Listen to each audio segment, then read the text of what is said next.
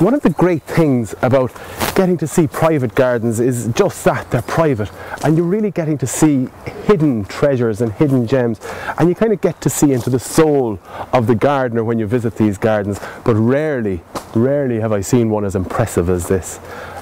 You kind of get to see them only if they're good enough to decide to open to the public for a period of time for charity or something like that. And I'm here in the garden of Ronan in Cuskinny Cove, which is open on Sunday the 10th of May for the hospital here in Cove. Around every corner there's a surprise. There are species of unusual plants, too numerous to mention. The garden was started 3 or 4 generations ago, and it's been in the same family for that length of time, and that's what makes it special. It's not like a designer came in and designed it and it's working to a blueprint.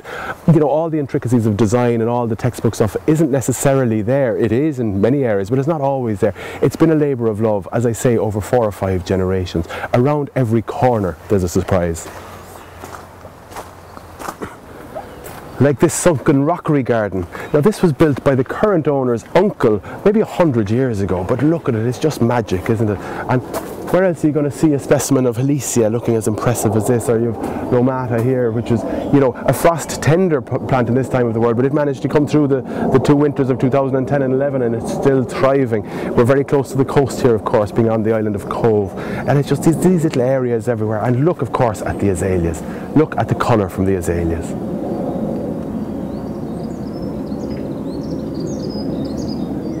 And here's even more azaleas showing their best colour at this time of year.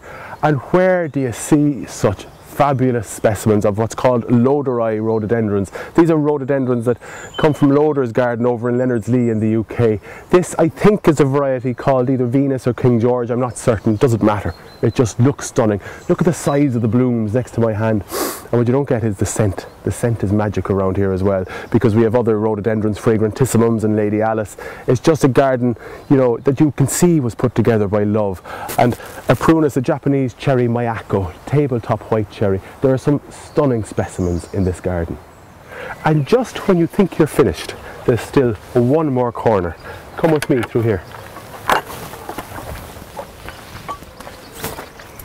Into the kitchen garden, and look, you've got the classic rose beds with the lovely aubretias and campanulas underneath, apple blossom everywhere, loganberries on the wall, even the hens and chickens munching away calmly. It's like an oasis of calm in a bygone era, if you like.